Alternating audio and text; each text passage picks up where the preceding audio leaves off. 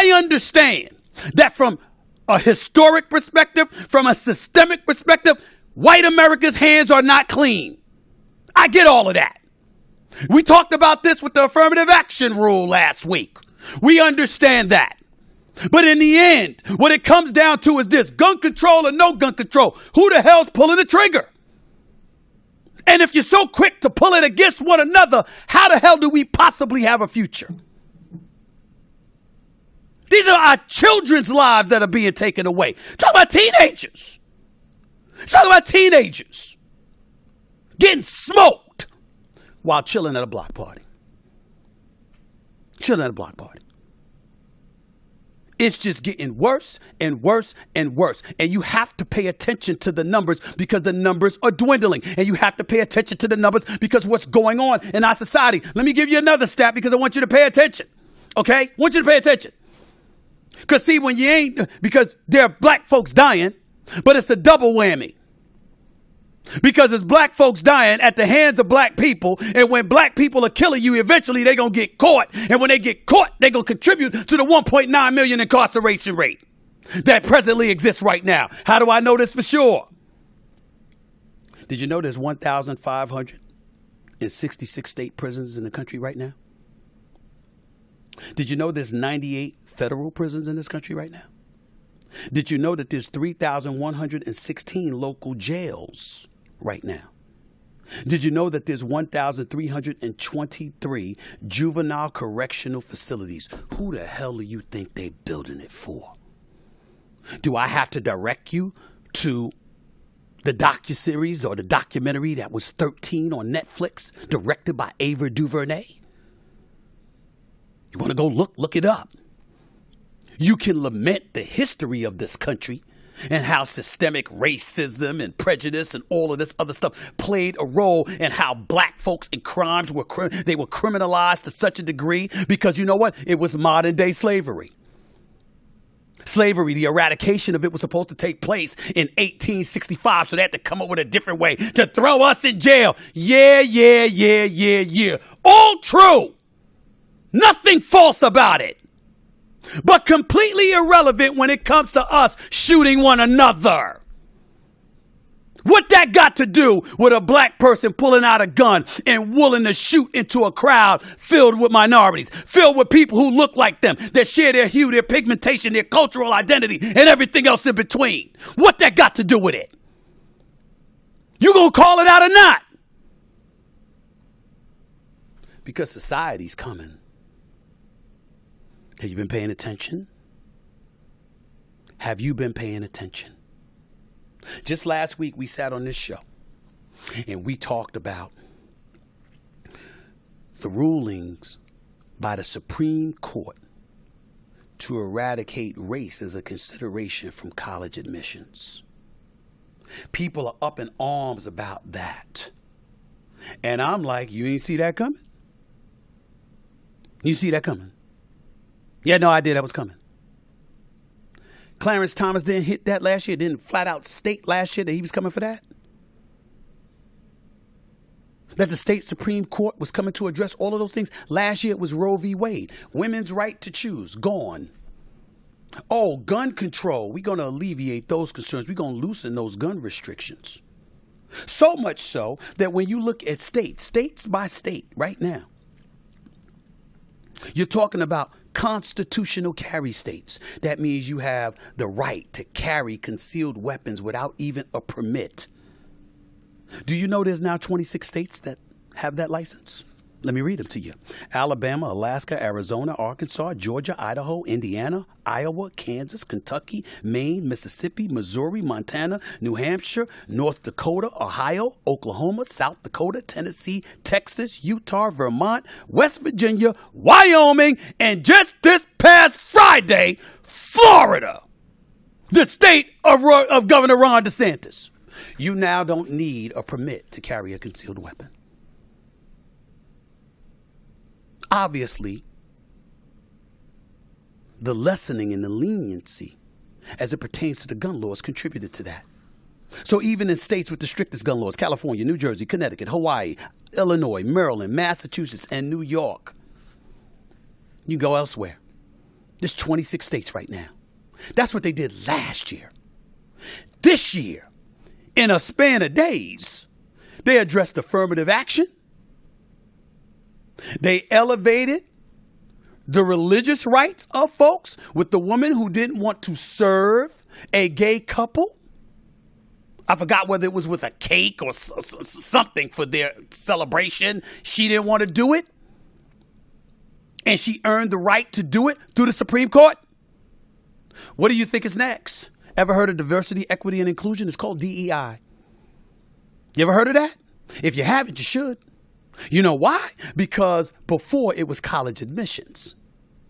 But now within the same ruling, you're going to have a situation where corporations, particularly those that employ 15 or more people, can be under the same rules as public institutions. I tried to tell y'all this. I'm just looking at it. Fair admissions applied the 14th Amendment's Equal Protection Clause to Harvard and other private universities by way of Title VI. That section of the Civil Rights Act of 1964 prohibits discrimination on the ground of race, color, or national origin by any program or activity receiving federal financial assistance. Title VII of the 1964 Act, as Justice Neil Gorsuch notes in his concurring opinion, applies the same anti-discrimination principles to private businesses with more than 15 employees. They are liable for damages if they discriminate on the basis of race, color, religion, sex, or national origin. So if you're white, if you're Asian, if you're Hispanic, whatever, and a private industry with 15 or more employees decides that they're going to favor somebody else, and by virtue of doing so discriminate against you, they're no longer protected. Everywhere you turn, folks are coming. As a result, we need all the help we can get. We need each other. We need each other living. We need each other breathing. We need to uplift one another, to galvanize, to inspire and motivate. We need to make sure that our I's are dotted and our T's are crossed, that our eyes are wide open and we can see the forest from the trees.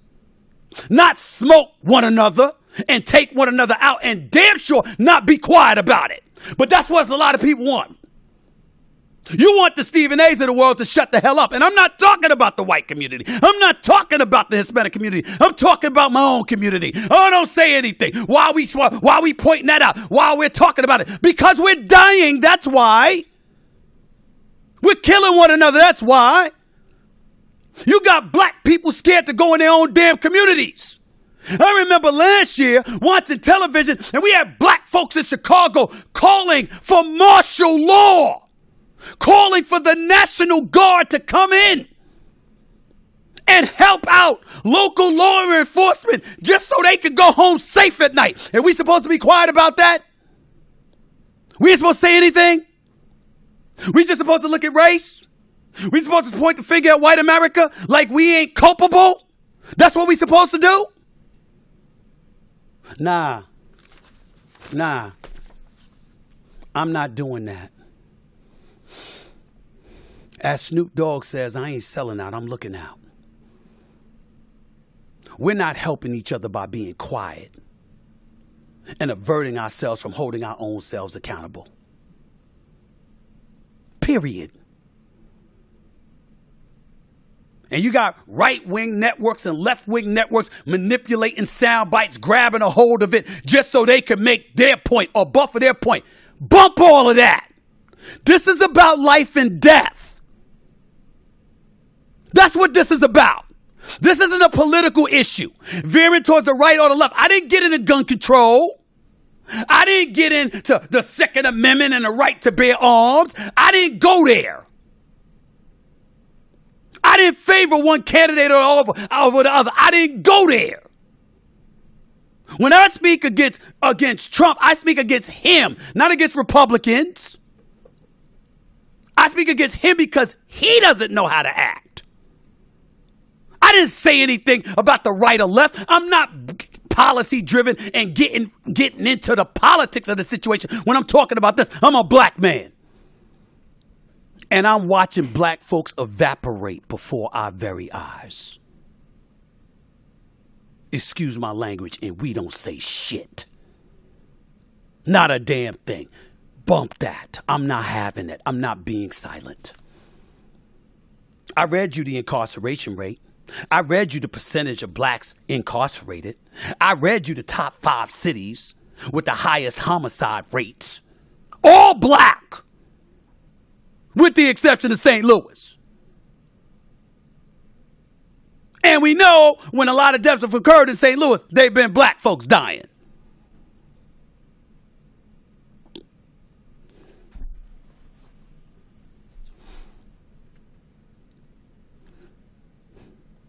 Albeit rightfully so, we lose our damn minds when one of us is killed at the hands of a white person. How the hell are we so silent when thousands of us are falling at the hands of our own? Steve Kerr said it best. When the hell are we going to do something? When the hell are we going to do something?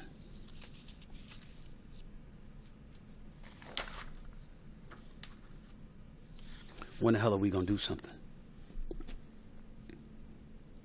Wes Moore, the governor from Maryland, he spoke as well. But again, I'm not disrespecting and dismissing what he's saying. But I have to take it with a grain of salt. It doesn't mean you have to, though. Put up that quote. Let's see what he had to say. Governor Wes Moore of Maryland says, last night we saw yet another mass shooting strike our community, where a celebrity gathering turned deadly. My heart breaks for these victims, their families, and the Baltimore community that is coping with the loss. Maryland has had enough of watching gun violence continue to ravage our state and our nation. The fact that these horrific shootings continue to take place is abominable. We as a state will continue to do everything to prevent senseless acts of violence like the one we saw last night. Fair statement. I will credit him for not politicizing it. I'm not saying we don't need gun control in this country, because I certainly don't believe that people need to be walking around with concealed weapons without a permit or training. And I certainly don't believe that an average American citizen should be walking around with an AR-15, AK-47, stuff like that. I don't believe in that. I do believe in Second Amendment rights. I do believe that you have a right to have a gun in your home. I'm not for the complete eradication of guns. I just want them policed better, that's all. But no matter which side you're on, this is about the side of human life. This is about Black Lives Mattering. Where's the noise? When are we going to do something? If a police officer went out there right now and killed somebody black, we'd be in an uproar. And rightfully so. If a white person or some wannabe cop who was white or Hispanic happened to shoot an unarmed black person, we'd be up in arms. And rightfully so. How is this proliferation and accumulation of flat-out, cold-blooded murder not causing the same kind of uproar? It's inconsistent. And when it's inconsistent, white folks and other folks in this country look at us with a raised eyebrow because the level of consistency is not there. And it gives them cause to challenge the authenticity of our argument, because we're not making an argument about Black Lives Mattering. We're only saying that when a black life is taken from somebody who's not black. But we ain't saying it when it's taken from those who are. And when you do that, you dilute the potency of our position. and the argument falls on deaf ears. And then everything that we want accomplished is like whistling in the wind. It's why racism has fallen to the bottom of the totem pole in favor of xenophobia, homophobia, transphobia. It's why affirmative action gets eradicated without a blink of an eye. It's how all the things that particularly affect our communities becomes a diluted issue. It's why diversity, equity, and inclusion is next. Because we don't matter as much as we should. Part of the reason is history and systemic racism that comes with it. The other part is the fact that we have some bad apples in our community who don't give two shits about us and would take us out without blinking. When are we going to deal with that?